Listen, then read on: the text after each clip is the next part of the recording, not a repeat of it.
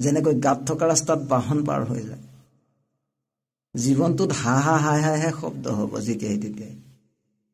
মায়াৰ কালচক্ৰত কেৱল দুৰ্গতিৰ তাণ্ডৱ চলে, কেৱল দুৰ্গতি।